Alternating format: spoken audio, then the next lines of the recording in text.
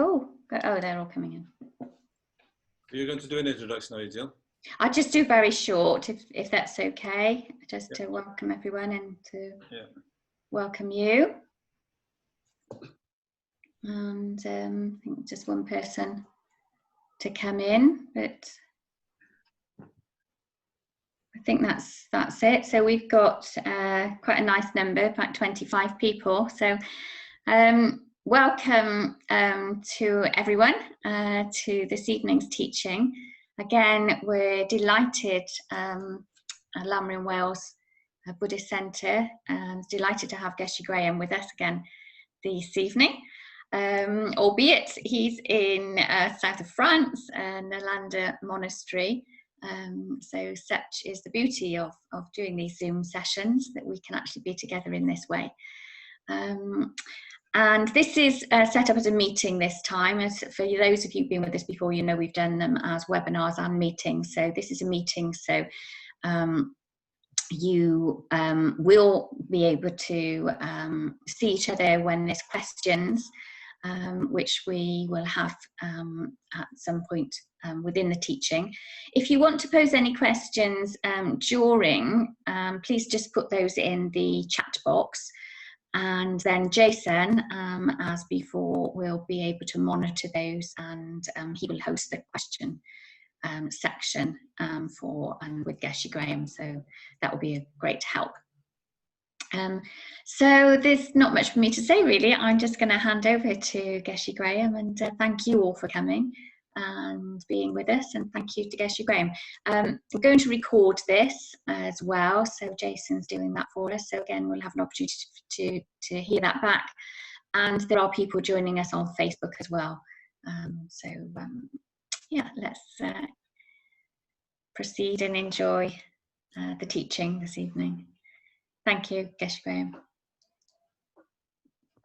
Hi, everybody. Can you hear me? Okay. Hello. Yes. So we've got 4 people with me in the room, also joining direct in person. A couple of people are in their rooms. One guy's outside translating into French. So welcome to Nālanda International Broadcasting Service again, and nice to see you all. Plenty of familiar faces, maybe some not quite so familiar, I don't know. Plenty of you anyway. So anything else to say? Don't think so. So we just take refuge then, and then yeah, just refuge. That's the only prayer we need to say.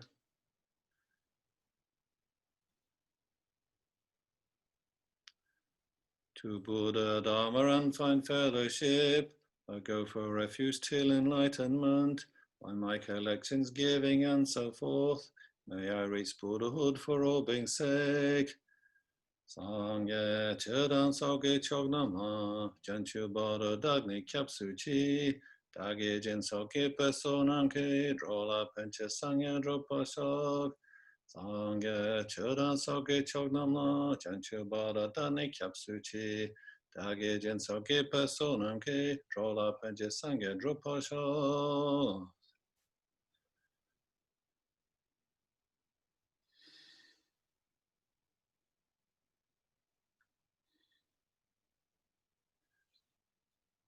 So I'm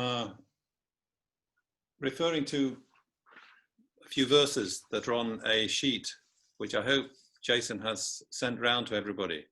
Is that right, Jason? I'm going to add into the chat now, but yes, we will share it through the chat. Yeah, well, I don't know if you've had it before by email, but it's in chat, so whatever you do, download it or have it by the side of your screen or something. So half of the talk is going to be just breezing through those verses, not getting too heavily into it, but just kind of a bit of a light examination of those verses, with hope time for a few questions. And then we'll do a meditation. So about half the time, ideally, will be a meditation. So 1.5 hours altogether. So yeah, a nice sort of meditation, attempting to bring this sort of, this subtle idea of emptiness to mind. See how we can do, see if we can manage it. So not just all listening to me talking, but a bit of a sort of investigation into our own understanding. Yeah, so where are we then? So the first little haiku is by me, so that sort of tries to encapsulate things. Stream of awareness in a handful of dust, renouncement, emergence, sheer luminosity, infinite radiance. Everybody got that? Somewhere the way they can see it? I hope so anyway. That says then, a stream of awareness and a handful of dust. So reminding us of our frailty, a handful of dust. The actual phrase is from Joseph Conrad. He, the English, well, he's a Polish, but writer of well-known English literature, well-known novelist. His phrase was heat of life in a handful of dust. So I've changed that a bit. I've said stream of awareness in a handful of dust. So that's us, with this stream of awareness coming from beginningless time. And then right at the moment, it's just sizzling away in this present handful of dust, which of course is very temporary. That's not come from anywhere long, long ago in terms of, its present configuration. So its little support for our stream of awareness is just this temporary, frail thing that's kind of weak as a handful of dust, really. So time is passing away. So what we're going to do, where are we going to steer this stream of awareness? I might say that I wrote this little reminder when I was staying in Norwich with friends, and I was reading about Julian of Norwich, who you may or may not have heard of, and she was a woman actually. Julian sounds like a man's name, but that was the name of the church she was attached to, where her meditation sort of house was like in the grounds of this church or something. So she got the name of the church. She's not been classed as a saint, but she was actually, a very great writer. And her dates, 1342 to 1416. And she's actually has the credit that the first book in the English language that is known to have been written by a woman that survives with us today is hers. And I think it survived because it's an outstanding book. It's a book of, meditations, book of prayers, a book of, the spiritual life, called Revelations of Divine Love. So I was reading about her in Norwich, and I think it's worth mentioning her because, not that I've read the book in any detail, no, but you just visit the places that interest you in the city, and perhaps she is a woman for our times because in her lifetime, that's when the Black Death arrived in England.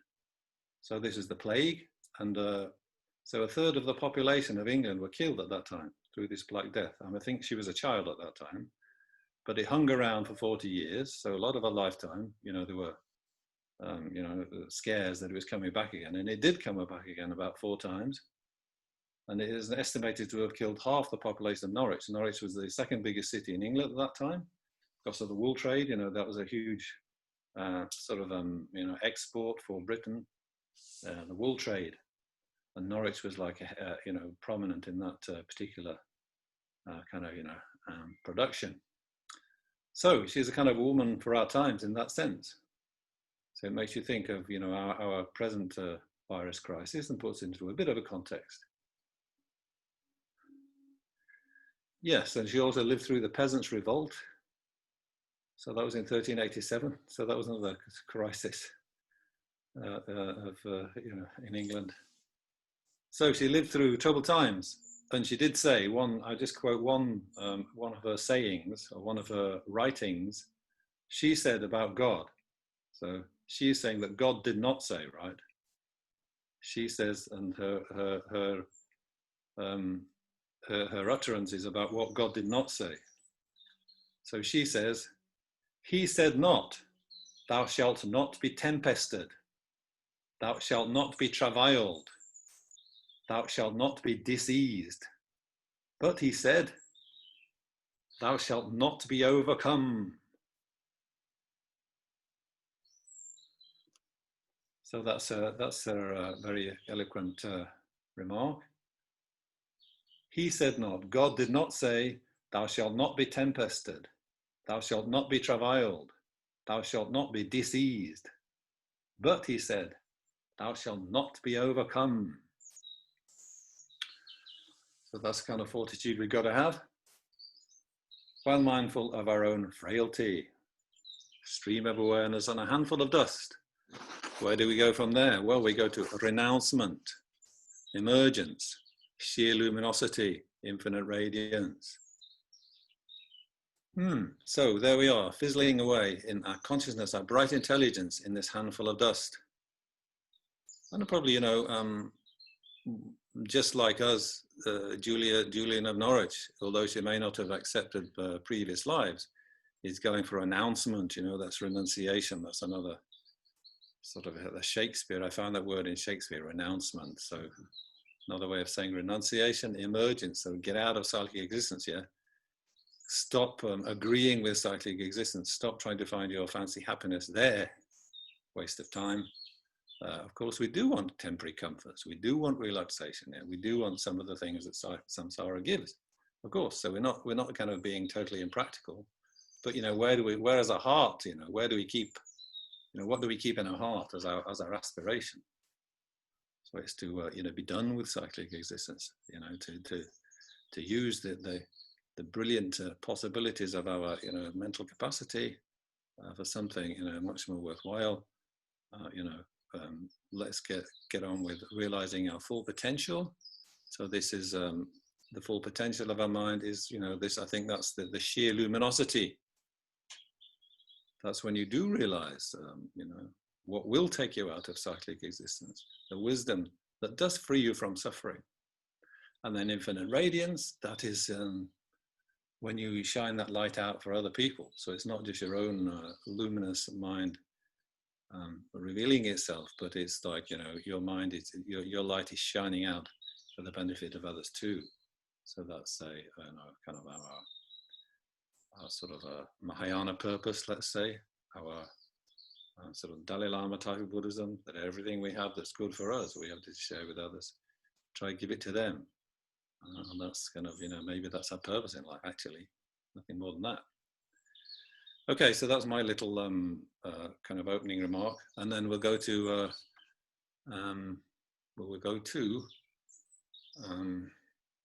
Tsongkhapa, praise for dependent relativity. Praise for dependent relativity. So that is Tsongkhapa's very well known, very much admired verses on the final view. So at a certain point, 1398, Tsongkhapa was in meditation on one of his long retreats, and he finally, you know, entered into the ultimate view, which is this, you know, the sheer luminosity of his mind, the realization, which is, you know, the antidote to all, you know, afflicted states of mind which bring suffering around. So that's in 1398. So that is, you know, that's actually during the lifetime of Julian of Norwich, actually. She lived from 1342 to 1416, you see, so they're actually contemporary in time over to a certain extent. Anyway, yes, so let's read his first verse. This is the opening verse of that poem. So he's just realized emptiness after a long, long struggle. It's not been, you know, it doesn't come to him easily. He's some sort of famous saint, but, you know, he put incredible effort into and really going down to the subtlest level. Is not kind of content with anybody else's, you know, presentations until he really, you know, satisfied himself by delving into these, you know, sort of deep texts and meditating, really practicing sort of with sort of great devotion.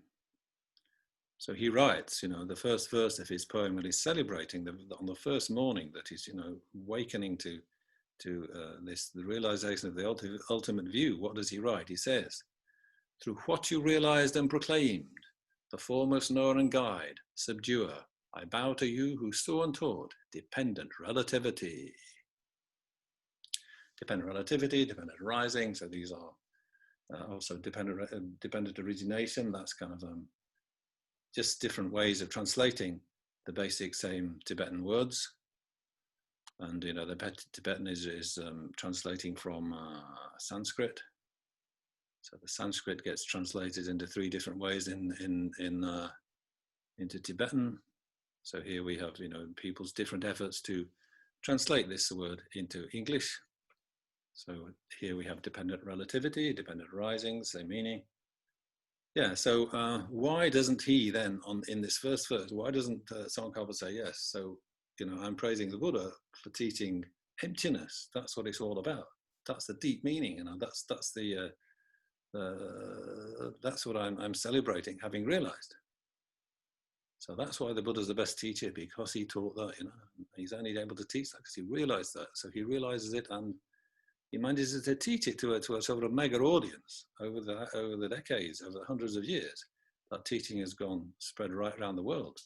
So it's a great achievement of the Buddha, you know, in the day when there isn't any Zoom or anything, not even telephones or anything. But he manages to set this wave of, you know, Dharma sort of traveling, you know, through the sea all the way around the world. In the end, you know, after a long time, maybe, but who else could do it? So, you know, great teacher, great guide. So why doesn't he say, well, I'm praising Buddha for teaching emptiness? Well, I think it's because, you know, in Tsongkhapa's time, he was also sort of critical, but he was like, you know, giving a critical assessment of other people's presentations in his time, his place, and going back indeed through, you know, the history of Buddhism in Tibet and India. So, you know, who'd got it right? Who actually had realized emptiness? Who was actually able to present it in a subtle way, you know, which brought out, you know, Buddha's final view, brought out Buddha's final meaning. Buddha taught many different teachings to many different people, you see. So he didn't always teach his subtlest view to everybody. So there's a variety of, you know, ways of interpreting what the Buddha taught. But finally, you know, Tsongkhapa feels he's got there, you know, with this understanding. And him is saying that it's the understanding of emptiness that is totally compatible with dependent relativity, totally compatible with dependent arising. So unless you can present those two, you know, just in total harmony, total sort of, you know, compatibility, then, you know, he's doubting whether you've got through to the final, you know, subtle view of emptiness that he wants to, you know, he says that's what cuts through, that's what will lift you out of suffering, that's what lift you out of the alienation of your own separate selflessness, you know, that obsesses you so much, but, you know, so much of it is a sort of a false overlay. There's nothing really there that you're grasping at. So, dependent relativity or dependent arising is a reasoning, and if you think about that carefully enough, that is the reasoning which will deliver you, you know, into, you know, the point where you can open up to, you know, the subtle emptiness. So he's praising dependent relativity or dependent arising because, you know, he's saying that this is the emptiness you need to realize, not just any emptiness that some other teachers have kind of, you know, imagine is the greatest thing. You know, you've got to realize this one that's so, you know, linked to dependent arising. So it takes a long time to understand those, you know, kind of subtleties. So yeah, so we can't sort of do more than just listen to him at the moment, but we can get a kind of a little bit of an idea of what he's saying, what he's pointing at from verse number 5 of his same poem. What on conditions does rely is empty of inherent being. What way of fine instruction more astounding than this utterance? So that's this is following the Tibetan. You know, the Tibetan poetry is very rhythmic, and it's very sing-song. It's like the rhythm is very strong and very clear and very obvious. So the way Tibetan poetry works is when our teachers were reciting these verses to us, you know, it's like very much a rhythmic recitation. What on conditions does rely is empty of inherent being. What way of fine instruction more astounding than this utterance? So they're great impacts. And if you really sort of can really get the taste of the meaning and recite them, it's a beautiful presentation.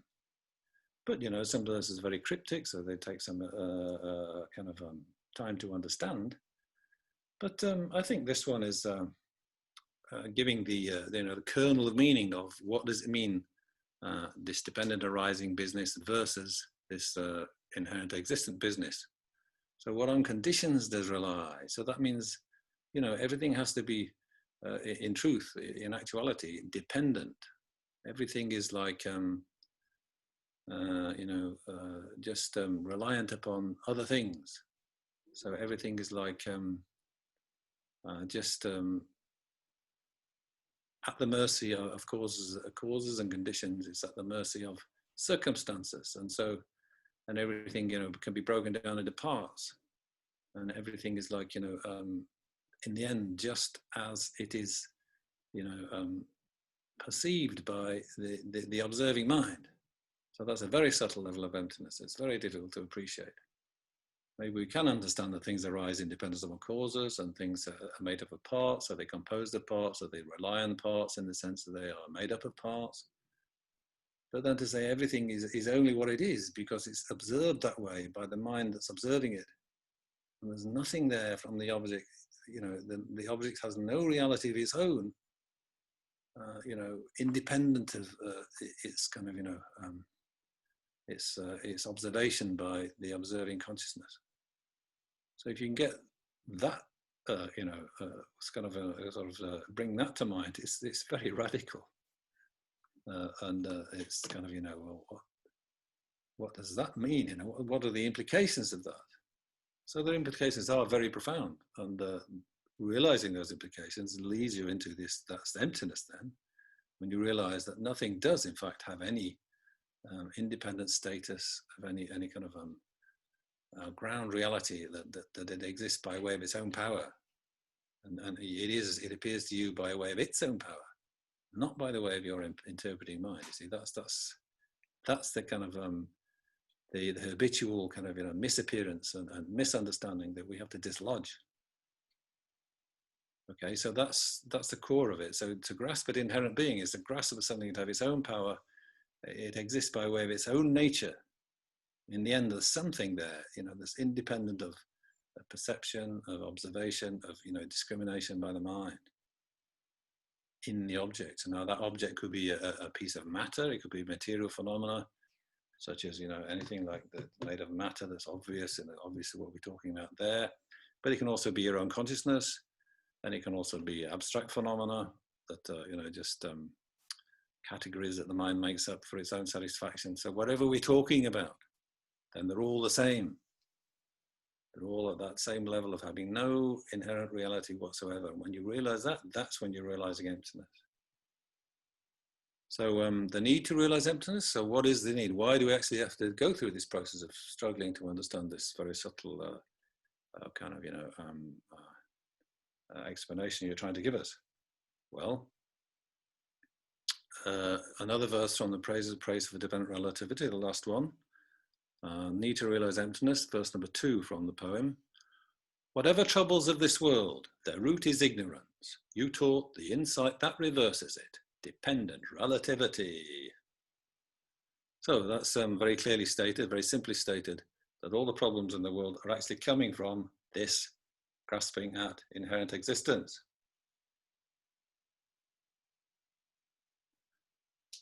So, to get to the idea of what inherent existence, to sort of refute it, the antidote that gets rid of the ignorance, you need the wisdom. So the wisdom is a wisdom realizing emptiness, and that comes from, understanding dependent relativity properly. So that's our challenge. To say how that ignorance is responsible for all that, for all our problems, that's another question, you see. So why is it that all our suffering is coming from this ignorance? So that needs some explaining, see. So that's not something that's obvious, it may, the more and more I've studied it, the more I've begun to feel that yes, it's right. It's not like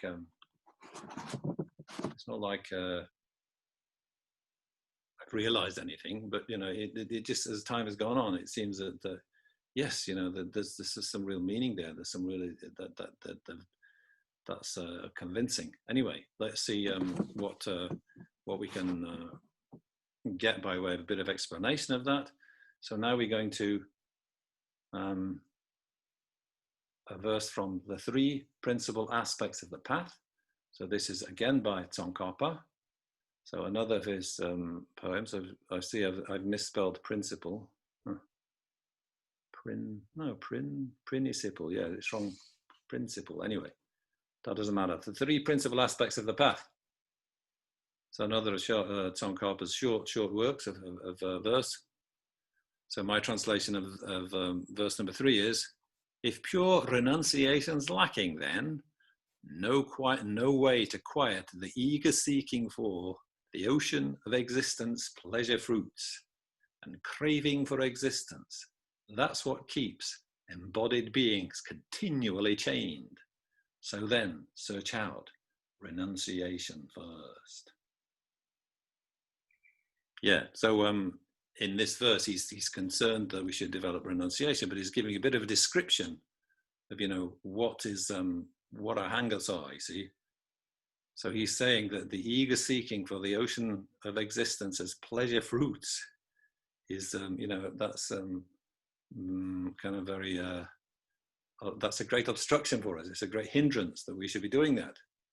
So the pleasure fruits, it seems like a bit of a mixture, doesn't it? That you've got an ocean of existence producing pleasure fruits.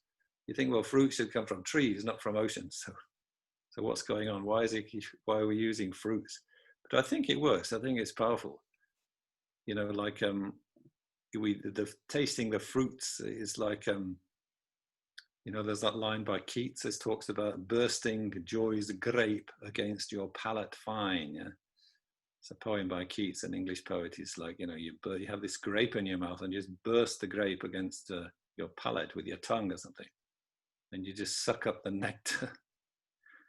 Which is a great one for, you know, a great description of, you know, how we try to enjoy ourselves in cyclic existence. Or is it? I don't know. So, but it's like an ocean. Cyclic existence is like an ocean because it's like kind of endless. It's like the waves are bashing us one way, then they bash us another way, then they bash us another way, then we drown in the waves, and then we get reborn in a little boat. You know, so that's also a very powerful kind of metaphor. They put the both together. It's a good contrast, I think. And also, you know, French, we're in France here, so the fruit de mer, that's seafood. So they do actually use the word fruit de mer, the fruit of the sea. Actually, that's a common way of referring to seafood in France. So it's, that's okay, you see. Anyway, so, you know, it's our compulsive, you know, our eager, our compulsive, our addiction to, you know, where are we going to find happiness? We're going to find it in samsara. We're going to find it by doing worldly things, which gives us worldly pleasures. And if we don't know any better, most people never heard of any alternative. So, you know, why not? So, yeah, of course. So, anyway, that's samsara. That's Tsongkhapa's coming at that and criticizing it, so putting it down. So you won't find happiness like that. Okay, you find temporary happiness maybe if you are lucky, and we are lucky because we are born in this sort of, you know, whatever you call it, you know, creamy bourgeois layer, right, of global society, the Western, you know, European middle class, whatever it is, you know, kind of a trip we've got going, means that we are, you know, we are in the creamy layer of society. So, you know, think of all those creatures, just the animals, you know, living in kind of, you know, slave state. How many billions of animals are killed every year for human consumption and so on, you know, just raised in horrible conditions. So we are the ones who haven't got the bit of leisure, you know. So, and are we just going to be, you know, just like animals, you know, craving the pleasures of psychic existence and doing, you know, not aiming for anything better than that, you know. So, Tsongkhapa says, and craving for existence, that's what keeps embodied beings continually chained. So it's that very desire, that's kind of, you know, the impulse that lasts beyond, you know, the death state. So our mind is so, you know, deeply, like, whatever, soaked, or, you know, what do they call it? Yeah, soaked in that desire, or, you know, steeped in that desire, so that, our minds are totally addicted to cyclic existence's pleasures, even though, however often we grasp for them, they always fall apart on us. Or if we're successful in getting, they're all short term. We've got a perfect human rebirth, so it's the perfect human rebirth, but still, it's just a heap of dust. It's just a heap of dust that's going to crumble away, like sand running through your fingers. So that's your life is just running away now. So you've got the perfect human rebirth. What does it mean? You're just on your way out. You're just getting nearer to your death all the time. Your precious energy of your life just sort of disappearing away. So our consciousness, it's like fizzling away. I said earlier on, didn't I? Our consciousness is fizzling away in this handful of dust. Stream of awareness is just fizzling away. But if you use a word like fizzling, it makes you think of fireworks. So that's just it. Our consciousness is just like a firework. It's got all these bright, kind of, dazzly, kind of showy, sort of, aspects. I mean, what finer thing is there in the universe other than, the bright, intelligent consciousness which we've got, Homo sapiens, Femina sapienta. Yeah, so we're the ones, but it's just like a firework, it's sizzling away, all bright and brilliant, but like a firework, it just lasts for about three seconds or 3 minutes or something, and all these sort of crackles and pops and beautiful shows of dazzling light, and then it's gone, and this darkness returns. You spent all that money for 3 seconds of pleasure. Yes. So we really have to ask ourselves, do we really want to use our consciousness just for just the distractions of psychic existence, the pleasant taste of a nice steak and all that? Anyway, you know what I'm talking about. So better keep going. So how do we get out of this? What's what is the path we take if we are prepared to follow the Buddha's direction then? Well, the path of progress. This is verse number 5. The wisdom stanzas is from chapter number 18. I think on your paper it might say verse number 17, chapter number 17, but it's actually chapter number 18. Verse number 5. From karma and affliction's end, there's freedom. They from false thoughts, and false thoughts from fabrications come. Through voidness, fabrications cease. So that's by Nāgājuna. It's not by Tsongkhapa. So you can see how Nāgājuna, is providing a model for Tsongkhapa. His verses, Tsongkhapa's the verses, very often like Nāgājuna's. Nāgājuna was very much the model. It's very much is Nāgājuna's philosophy that Tsongkhapa relied on to sort of get through to his deep insights. Of all the Buddhist, classic masters who followed on from the Buddha and expanded people's understanding of the teachings, Nāgājuna was the one who had the correct understanding according to Tsongkhapa, and he's very persuasive. So karma, that's what's driving, one of the driving forces of cyclic existence. Even if we do good karma, and if we do nice, kind things, but if we just have the samsaric mindset, all that does is ripen up into temporary happiness within cyclic existence, which we can experience, we can taste, but then it just dies away from us. So that's all the good karma we're able to connect to produce if we are just doing our good karma with a worldly mindset. It only ripens up within cyclic existence. It only gives us those temporary pleasures, which as soon as we've sort of grasped them, then they sort of slip through our fingers. And nothing lasts for very long. And of course, our negative karma, then yes, we've got plenty of that waiting to ripen up. So this will really push us down. That really will bring us suffering. And the suffering that we have now, somebody like me anyway, and of course I can't speak for everybody. I've been very lucky in this life so far, but we don't have to think of just us and the animal realms, but all the other possibilities within the realm of samsara. So there's some very ugly, very painful rebirths, that we can take. So this is our karma rightening up. That's where it will take us, unless we can purify it quickly. The best way to purify it, realizing emptiness. But if we can bring that, you know, that karma, you know, stop creating that karma, purify the karma we've got, and, you know, how do we create the karma? Through these, you know, addictive, you know, kind of sort of, you know, sort of poisonous types of minds, as sort of the toxic minds. So we've talked about the ignorance grasping at inherent existence. But then what does that lead to? That leads to attachment, craving, and that leads to anger and hostility and aggression. Yeah, so those are the three poisons. So that's where, you know, those are the afflictions that we've got to sort of, you know, erase from our minds. And then we'll have freedom from cyclic existence. Then we'll have freedom from suffering. That's the message. So where do we get, the afflictions, that's like these false thoughts, you see. Grasping the thing to inherently exist. Grasping at the object that we crave for, or the object we feel, you know, frustration and anger towards, grasping at that in the wrong way, grasping it to inherently exist when it doesn't. This is a false thought. But why do we think like that? Well, the very things that we are grasping at appear to us to inherently exist. Our ignorance is so deep. It's not like something that we just come up with through, you know, sort of a training or a wrong teaching when we're children. It's like even to animals who've never had any sort of, you know, sort of misleading teachings about different philosophies.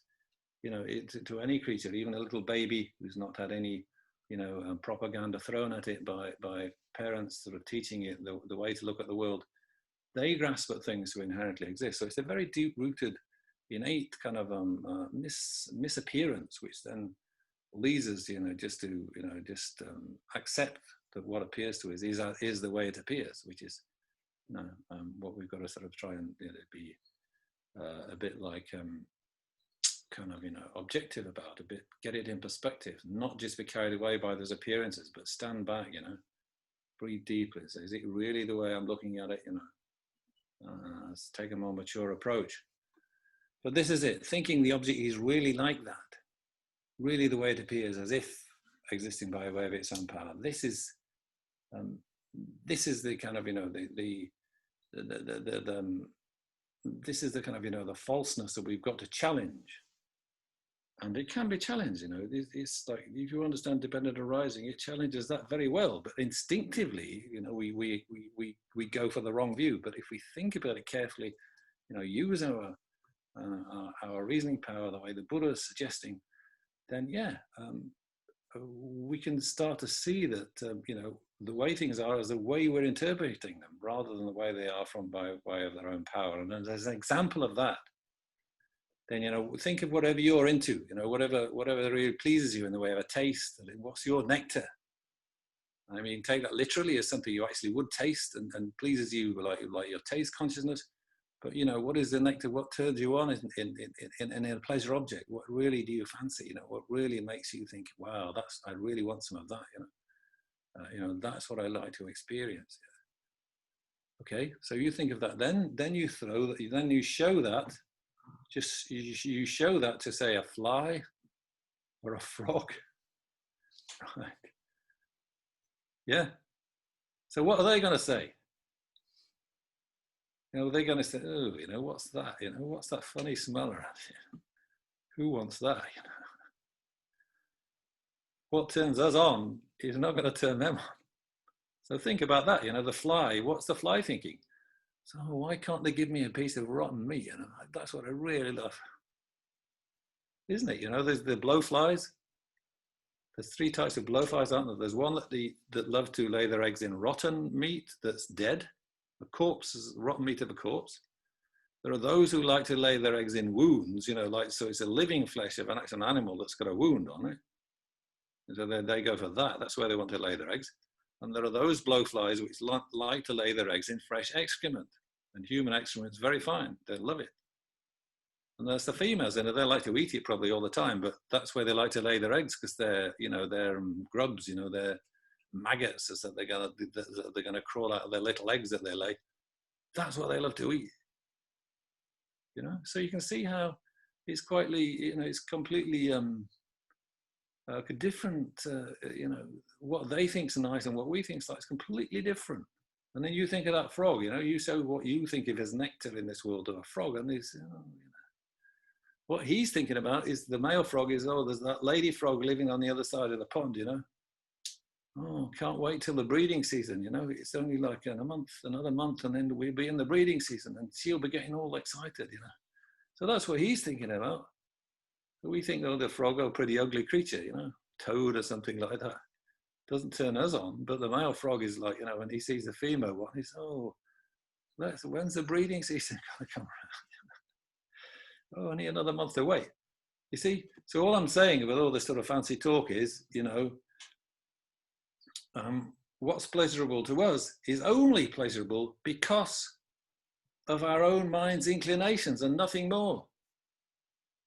And exactly what's pleasurable to the fly, that's pleasurable because he's built that way, you know. The fly's built, or the she, you know, she's pregnant, she wants to lay her eggs. You know, that's her inclinations. It's where her mind is coming from, decides whether that object is worth having and it's precious or not. So exactly what we think is useless and horrible and want to get rid of, she thinks so precious and wonderful. So it really all comes down to, you know, the way you're looking at things.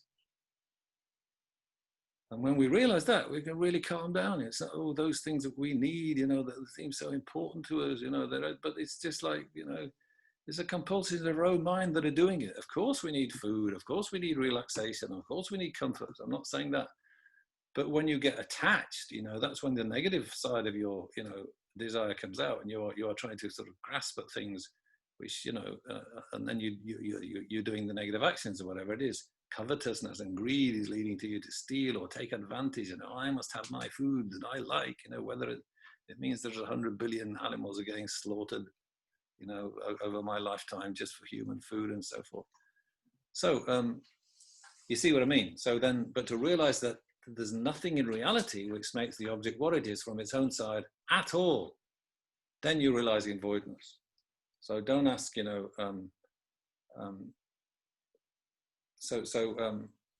when we don't ask what voidness is, when we don't ask about ultimate reality, there's plenty to be getting on with. There's plenty of objects here, and there's plenty of dealing to be done. This is beneficial, and that's not beneficial. I'm not denying that, you know. Yeah, and this is very toxic for human beings. This one is very hygienic for us and sensible. So we make those discriminations of good and bad. That's, oh yes, even on the surface level. But when you get out to ultimate level, then you see that all those divisions are just, you know, presentations of your own mind to itself, and you think they're out there on the object, but there's not even any separation of subject and object in reality. That's another just carve up that your mind is making. Yeah. Oh, my separateness from the rest of the world. That's also, you know, just totally provisional at the kind of surface level. Ultimately, there's only voidness. Ultimately, you ask what's there really there from its own side? There's only voidness, sheer absence of anything that has any reality of its own. Okay? And you think, oh, that's a bit frightening, oh, that's a bit, you know, nihilistic or something. But no, that's freedom. Enjoy that emptiness. You don't need to cling to, you know, some other figure to hang on to. The emptiness is just your release. You know, it's like, now I understand why everything gets into the mess it gets into, and now I understand how to kind of, you know, just be balanced about it. So celebrate it. That's what Tsongkhapa is doing in his poem. So praise for dependent relativity. Celebrate that. Then you can have transformation. Our dependent arising makes sense. Cause gives rise to effect. Effect follows from cause. Just a pure understanding of that. You know, then your mind's your heart's at rest. Your mind's at peace, and you really start to be able to sort of benefit others by, you know, that sense of sort of selflessness is like, you know, coming through to you at last. Anyway, so I better stop because I've got some other verses we could go to, but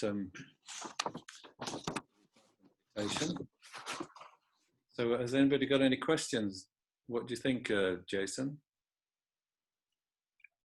There's none come through the chat at the moment, but people can easily turn their microphones on a meeting format like this, if anyone's got any questions.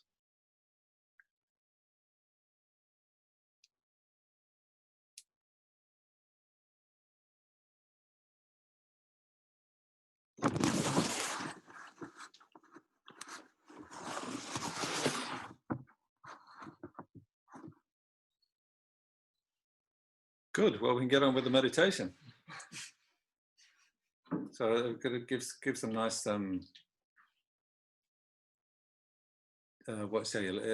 without it being so rushed, you know, at the end of the talk, we just have a more kind of you know, sort of leisurely meditation, let's say. So what I'm trying to do in the meditation is to show, you know, this idea that, you know, how can everything just be somehow like you know, imputed by the mind.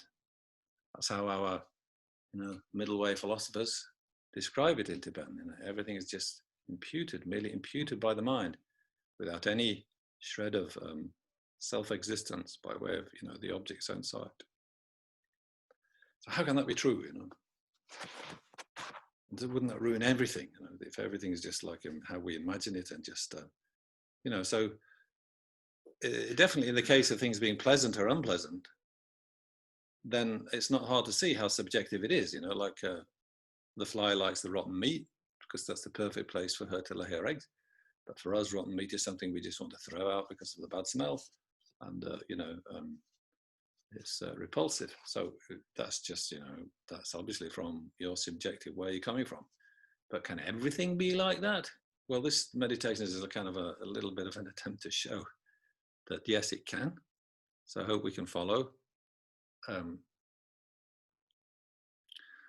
So let's, shall we just go to the meditation mode then? Just slow down a bit and bring our consciousness as sort of, you know, more within, and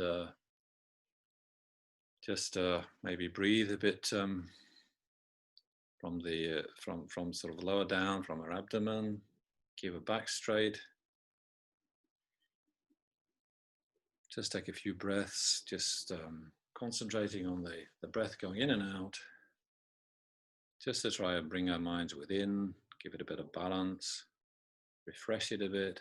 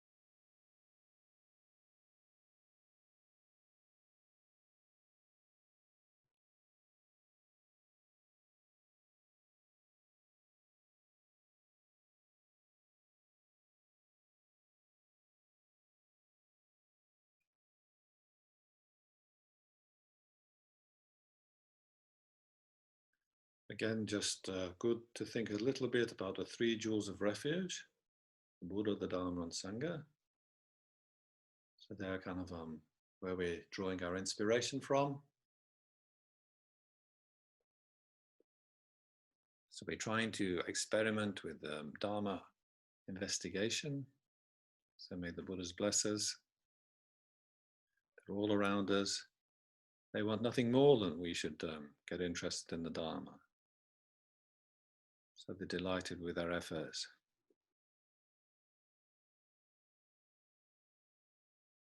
We're all mature people, so we've seen the troubles of samsara in the human and animal realms on this planet.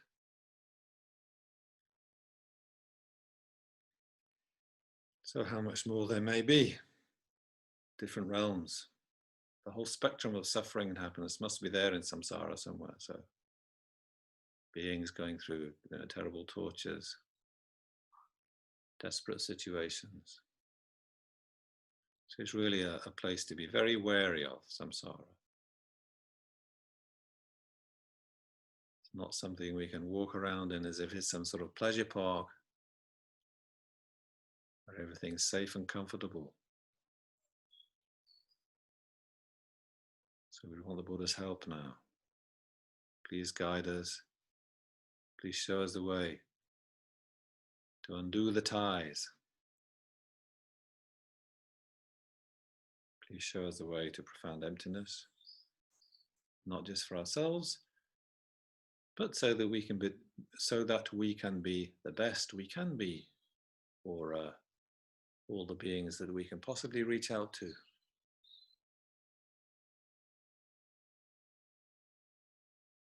Let me become such a wonderful being as a Buddha.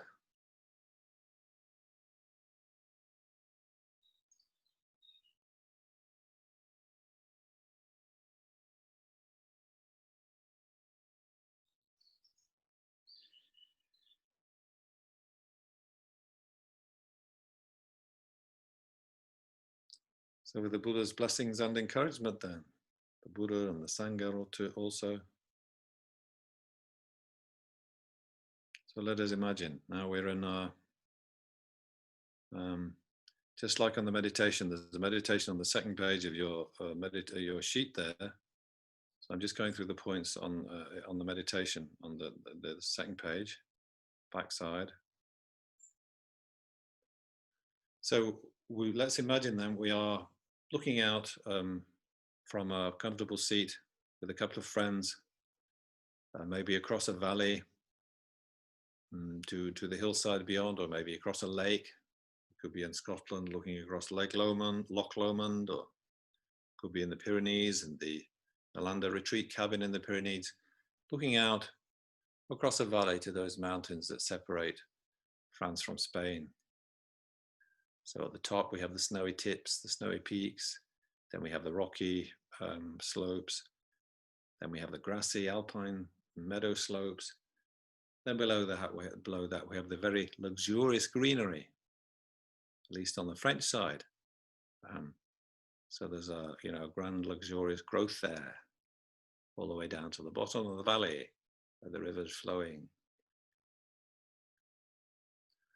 So concentrating on that lower section then, where all this beautiful, luxurious green growth is.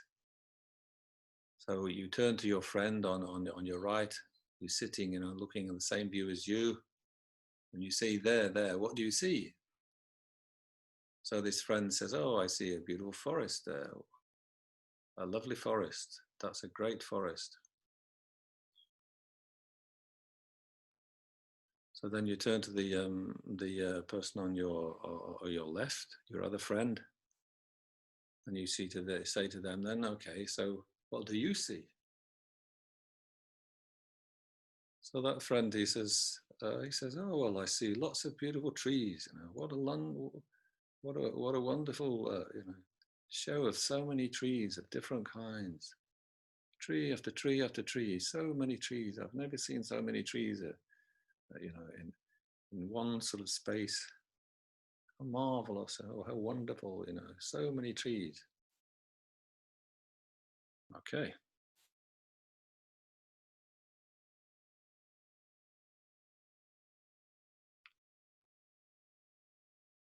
So one person says, oh, beautiful forest, a forest. And the other person is saying, oh, many trees, many beautiful trees.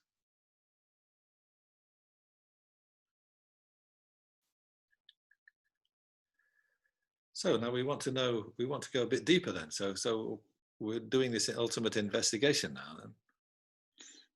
So you ask the question, so what's really there then? What's really there? In that sense, it means what's there regardless of who's looking at it, regardless of the tastes of the person or whatever the angle, the sort of, opinions or something of the person. What's really there on the opposite side, across the lake or something.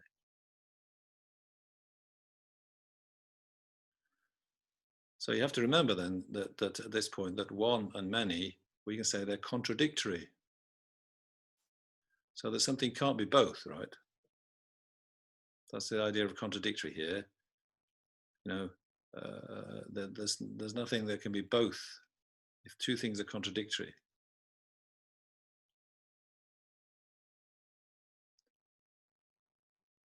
You know, like if a person is you know, tall and thin, or the body is tall and thin, then they won't be short and fat, you know.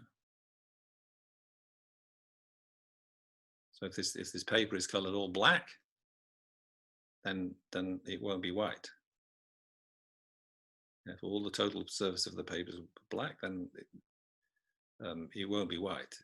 Anybody who is claiming that it's white is just completely, you know, completely wrong consciousness, right? So like that, completely contradictory. So, you know, it's just logical position, isn't it? It's either X or it's not X. It can't be both X and non-X.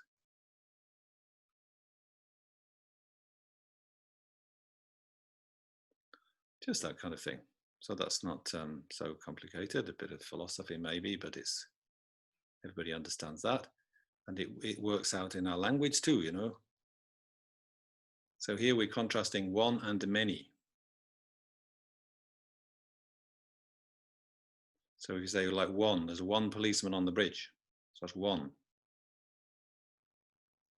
Okay, that's easy enough, one. But then if you have 2 or 3 or 4 or, you know, 50 policemen on the bridge, then you're going to say, oh, 2 people, there's two policemen are on the bridge, or something like 3 policemen are on the bridge. 50 policemen are on the bridge now.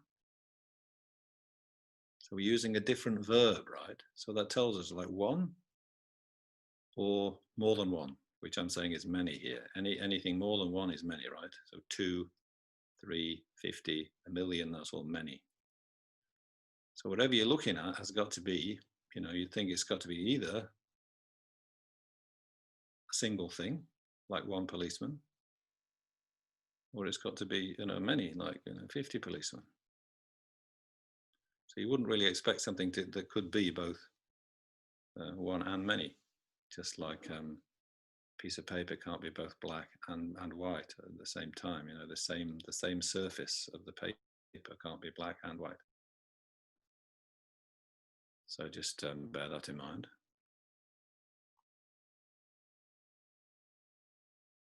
So then we ask a question: what's really there then? So what we're going to say, is the one forest that's real? And the breaking it up into many trees is like just something the mind is doing, you know, just because the mind is like sort of, you know, it doesn't see the oneness, but it falls into the trap of thinking of manyness, which is a mistake. Or it could be like the many are real, but the one, you know, the one forest is just like pasted over the many trees, like just, it's the many trees that are real, and the one forest is like just a way of, you know, sort of accumulating the trees together and lumping them together. Just, you know, a sort of mental kind of, you know, kind of a projection onto the many. So which is it going to be? Is either of those two any use?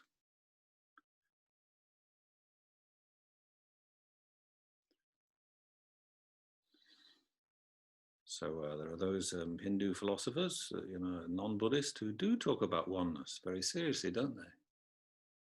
We're all one. We're all one in Brahma. We're all Brahma. You know, we're all one. Oneness.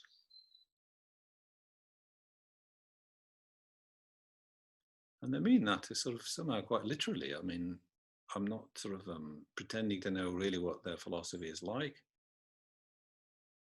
And of course, there are many different variety, great creative sort of variety of views within that, you know, the non-Buddhist Indian, what we now call Hindu sort of spectrum of views.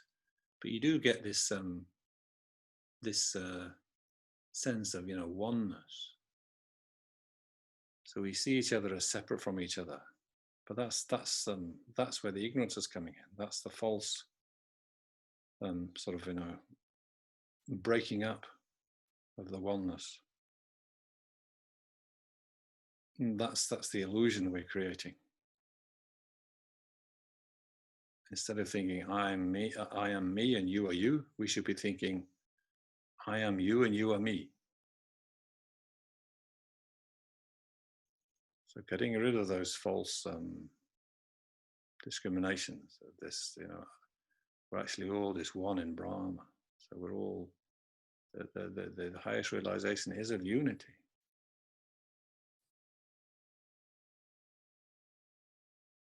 So it's like the one forest seems to be real, and the many trees are like you're breaking up this oneness. And then seeing separateness between things where there really is no separateness.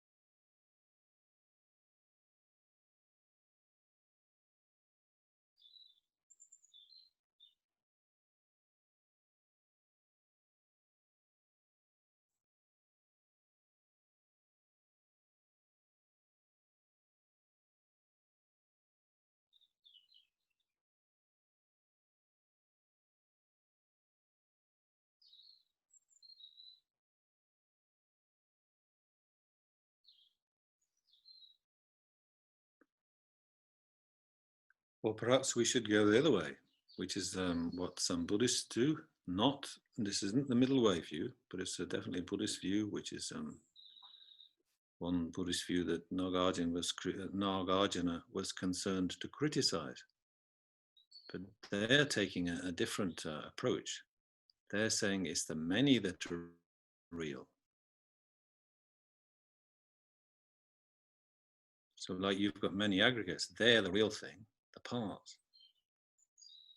And it's the compulsion of the mind, or the convenience of the mind, so that you sort of posit a one, a person on top of the aggregate, yeah?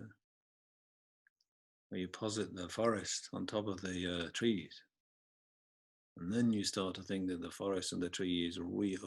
The forest is sort of really there, and that the person is sort of somehow a real person, sort of has got some sort of independence and control over the aggregate, some sort of, instead of seeing the person as just merely kind of posited there by the mind, you start to think of this really there, sort of going on to this business of, grasping at a self in their way. But the aggregates are real, they're substantial, they're substance, they are, they're sort of, the pure mind. Mind is something you can talk about as really there, and not form, matter. But it's just that the person you posit independence upon, this particular collection of matter, this particular stream of consciousness, that's me, and then sort of now the person somehow starts to have this sort of feeling the person himself is some sort of substantial, independent being, instead of just merely posited on the aggregate. But you can see how in this view, then it would be the trees that are really there. And then the forest is like just sort of a kind of something that's posited over the trees, as a sort of way of referring to them all the trees together conveniently. But as soon as you look for one forest, all you're going to find is just the many trees, right? Where's the forest amongst the trees? Well, you can't find it. So yes, so the forest is coming from the side of the mind. And it's the trees that are there in reality. Something like that. Is that a good way to look at it?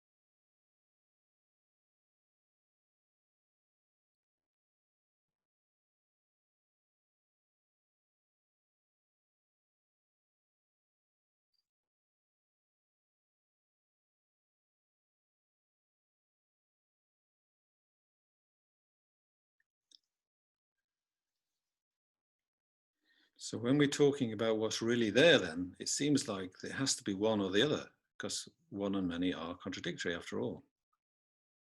Can't be both from the side of the object.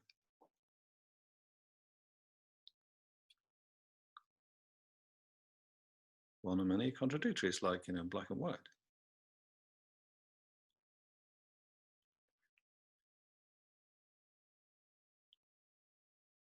Or is it,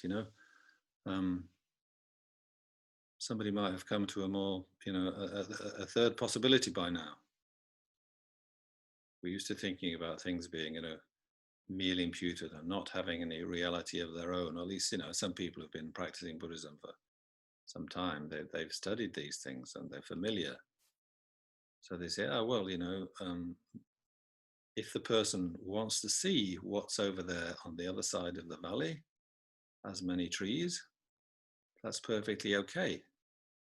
That's quite a valid way to interpret the information that he's getting from his sense consciousnesses. That variety of colors and shapes that's appearing to his eyes. Oh yes, that's many trees there. But the person who's thinking of it as one forest, it's the same display of color and shape to that person's eye consciousness. But just from the different different perspective of his mind at that moment, different what occurs to him at that moment, then he says, oh, well, that's one nice forest, one beautiful forest.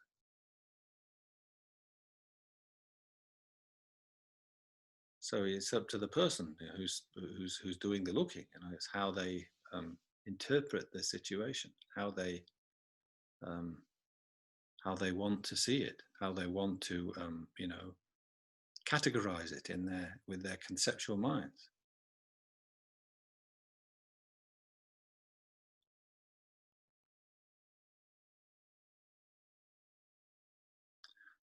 So it being one or many, then it's not like it's one or many from its own side. It doesn't have to be like that. It doesn't have to be inherently one or many. It just that's the way the person's coming at it. And if both are valid in the sense that he's perfectly right to say there is one forest there. It's perfectly correct to say there are many trees. That we wouldn't say that one of those is a wrong consciousness and one of those is a correct consciousness. We'd have to allow that they're both correct consciousness. But you see, the one or many that are there for them, it's not from the side of the object. It's from the side of their interpreting preferences.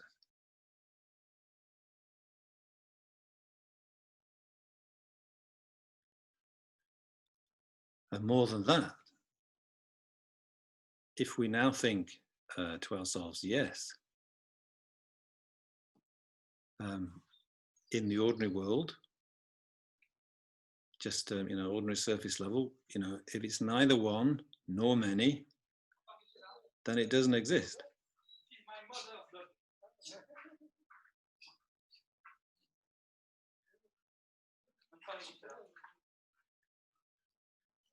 So think about that one. If it exists in this world, whatever it is, whatever you're looking at, it has to be either one or many. So not only are one or many contradictory, but everything in the world fits into one of those two categories. Right, so it's a sort of a universal sort of division into two. So you say, one potato, although we know that goes in the one category. But then we say many flowers. Well, okay, that's in the many category. 6 policemen. Oh, that's many. 1 policeman. Oh, that's one. So on the ordinary, conventional way of dealing with the world, in correct consciousness, whatever you pick out, it will be in either the one category or the many category. And nothing left over.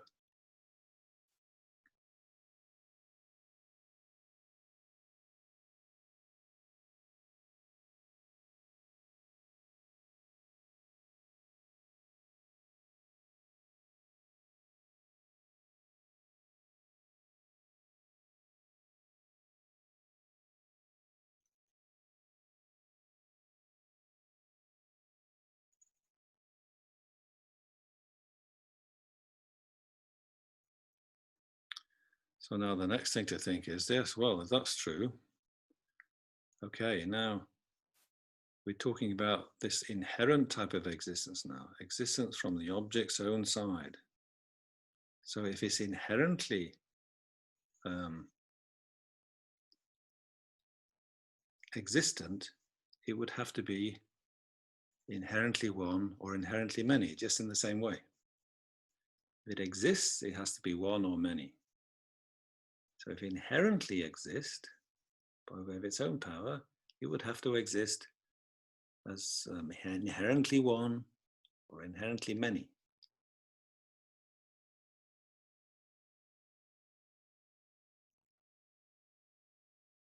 It would have to be that from its own side. It'd have to be just be one thing on its own, or it'd have to be, lots of things, or at least 2 or 3, just by way of its own power.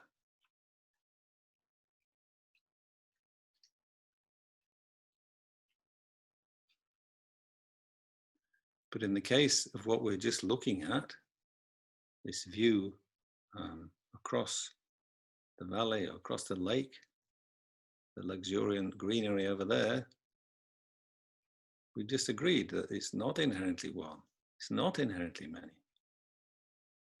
If it were inherently one, then that guy who's seeing many trees, he'd have to be having a wrong consciousness, wouldn't he?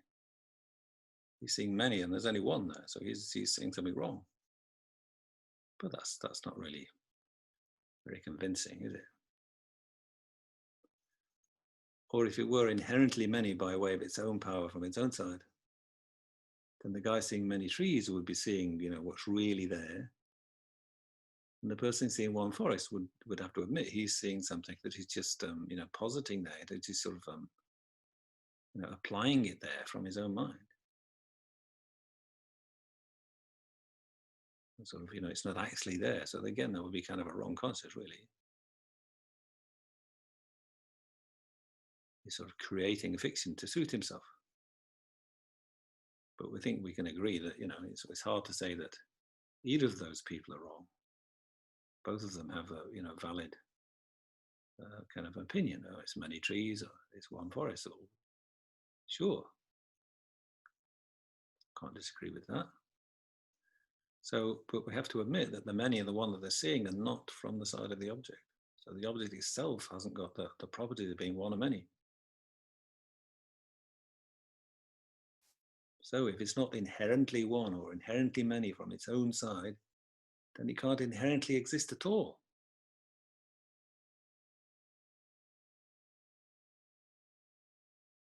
To inherently exist, it's got to be inherently one or inherently many. And we've got to admit there is neither of those. It's not inherently one, it's not inherently many. So it's not inherently existent at all.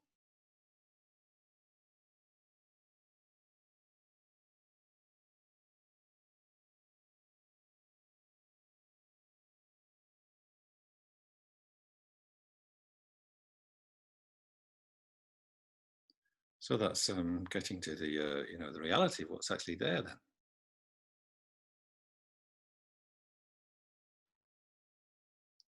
There's nothing there that inherently exists. So that's the voidness we are talking about.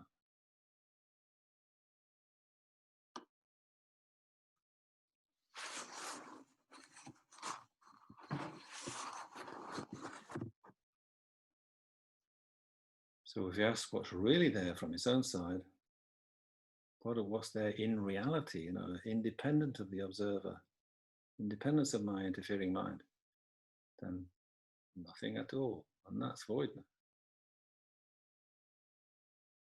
Sheer absence of inherent existence, and that's the wonderful way the world is. So any appearance of inherent existence subsides. That's just a false appearance. No need to believe in that anymore.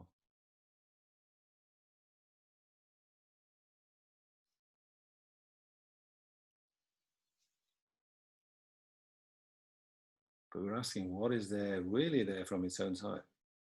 So the forest subsides. That's not there from its own side. That requires the participation of the consciousness prepared to see it there. The many trees disappear because they are, that somehow has to be a construct constructed by the mind looking at the scene. So they're not there in reality. The appearance of the trees and the forest, that subsides.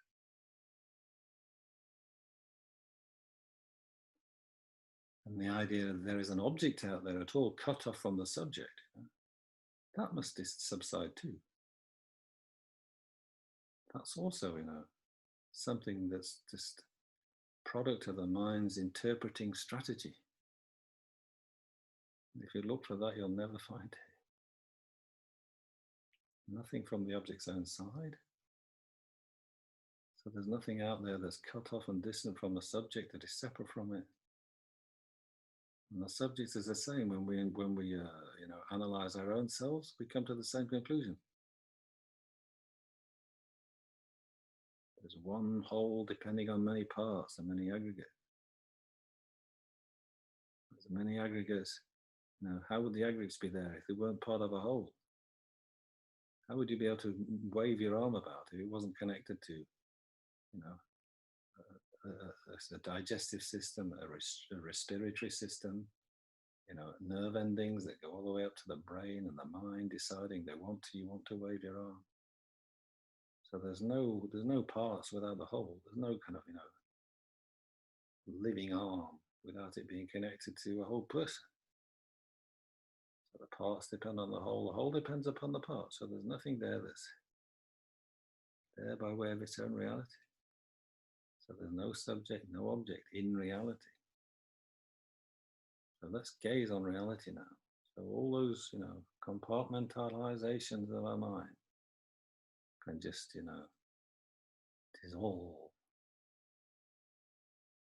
See, at last, now I'm seeing that sort of,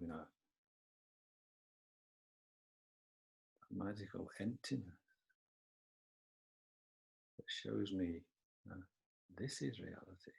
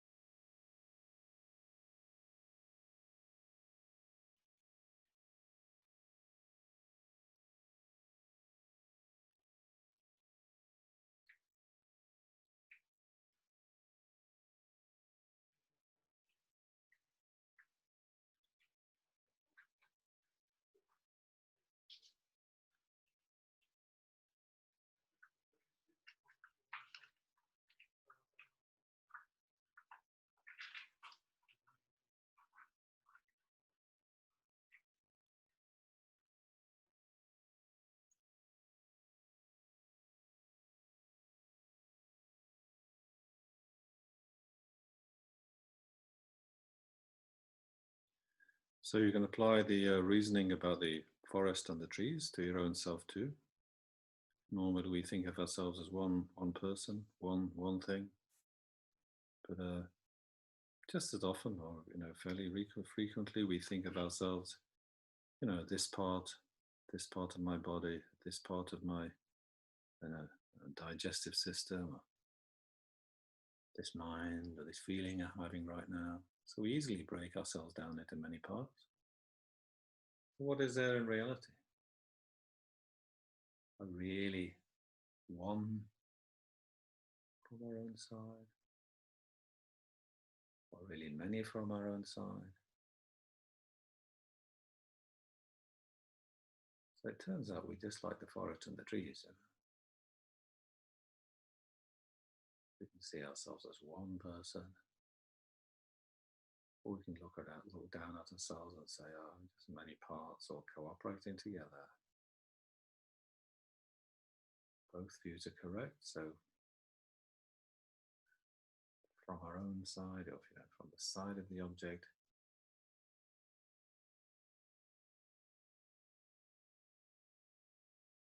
neither, because to one consciousness we appear as one, to another consciousness we appear by many parts. So both those consciousnesses are valid. So one or many business is purely like, in the perspective of the mind observing it.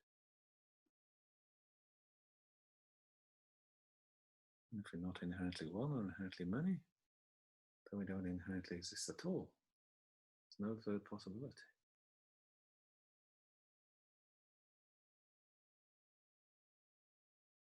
So again, we turn to that silence of the void, where all these discriminations are just able to subside. So when it comes to what exists from the side of the object, all there is voidness, that all. And that's that's the truth. That's reality.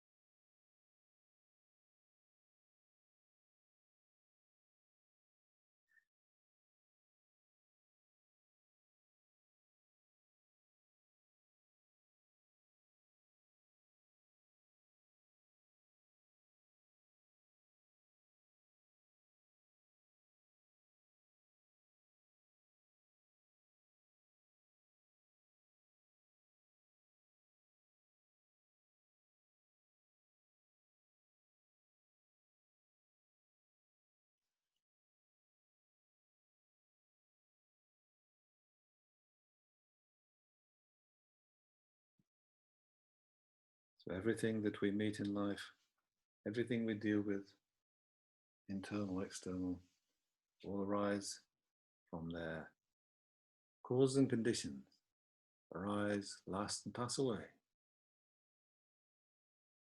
And nothing has any own reality, any special privileged status as really being there, independent of the mind observing it. It's impossible. Everything is just connected to everything else. Everything is like connected at least to its causes. The parts determine what the whole is like. The whole is there because the parts are there. Parts are there because there is a whole that they're part of. Causes are identified as causes because they give rise to effect. So this, when you're back in the world of, not thinking about the ultimate side, and everything's working perfectly, just as it has to be.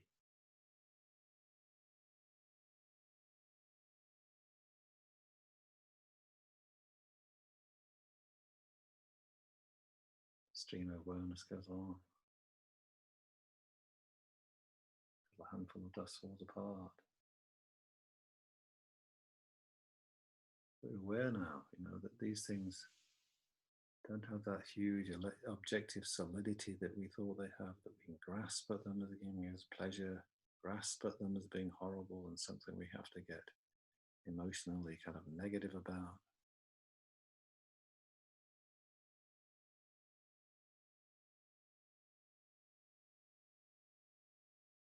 So we just look at the last verses on the sheet now in conclusion, underneath the meditation.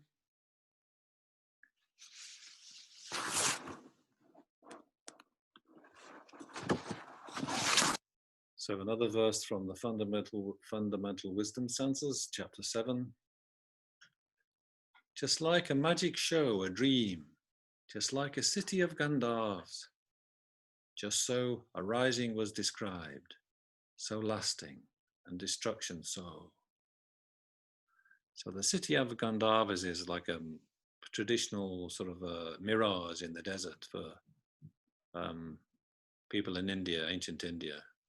When they saw the sort of castles in the air of a mirage, they says that's the city of the celestial musicians.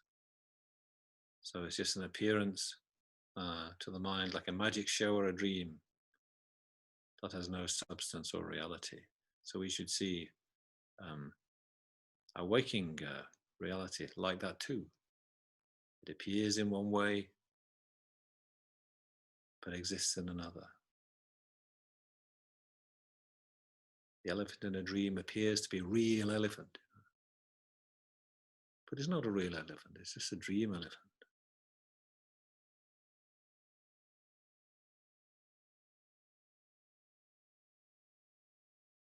So things arise, they last, and they pass away, just according to the collection of causes and conditions. That's just how it has to be.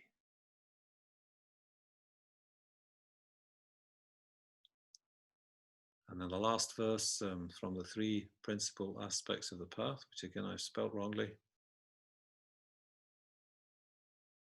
Verse number 6.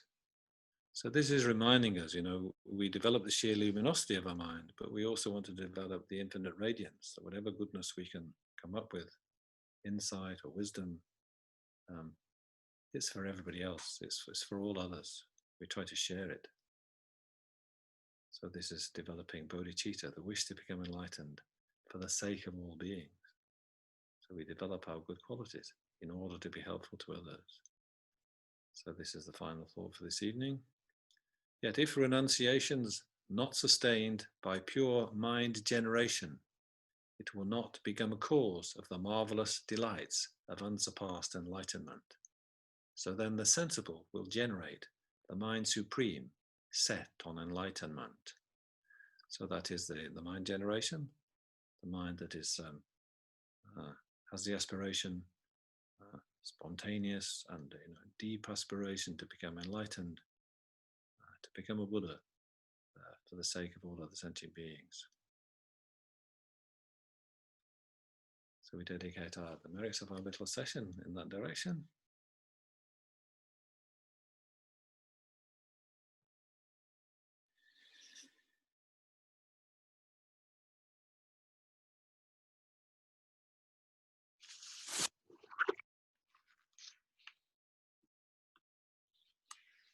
Okay then, that's all we have time for.